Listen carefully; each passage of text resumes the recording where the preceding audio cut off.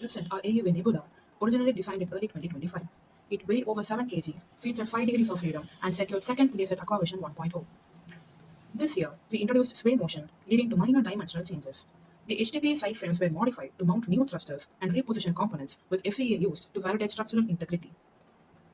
Additional support racks were added, and the propulsion system was upgraded to 5 T200 thrusters for surge and heave, along with 2 T100 thrusters for sway, with improved alignment. Positive buoyancy is maintained, and electronics are housed in a transparent acrylic hull, protected using penetrators and pressure testing. The vehicle successfully passed overnight submersion tests.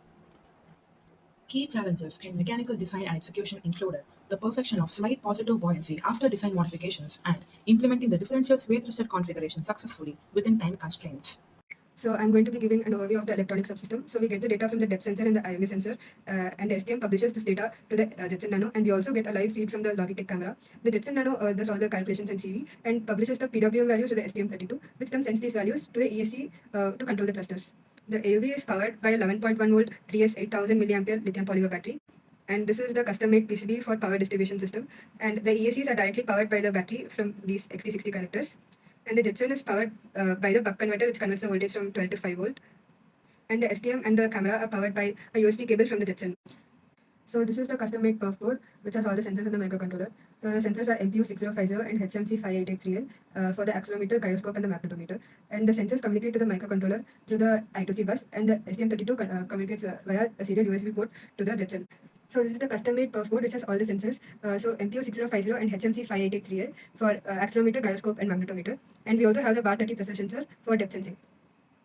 So as an improvement for the board, we have added 2 more thrusters for sway, which increases our degree of freedom from 4 to 5 degrees. So one of the challenges that we faced was during last time's competition, the kill switch broke. So we replaced the old connectors with the better ones in the end cap for this time. And that's it for the electronic subsystem. Hello, I'm going to be talking about the software. First, the thruster vehicle motion controller converts motion commands into precise PWM signals for context steering maneuvers. We are now optimizing it with a custom shared memory architecture to eliminate gross middleware overhead. We are also working on replacing standard TLD with active disturbance reduction control to provide superior robustness against real-time underwater turbulence. To bypass full limitations, our Stonefish simulation models complex hydrodynamics like drag and buoyancy, allowing us to validate algorithms before we get wet.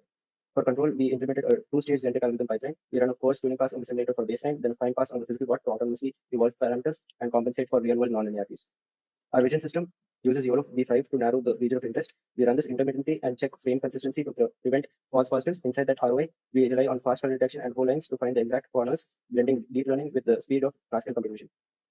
Our state machines for gates is as follows: detection, alignment, where we sway and heave to ensure both poles are within the FOB, search with constant course correction, and finally completion, a blind forward overshoot to clear the gate. Major challenges included Jetson hood delays and color distortion from refraction. Training YOLO V5 also required iterative annotation experiments to successfully balance precision.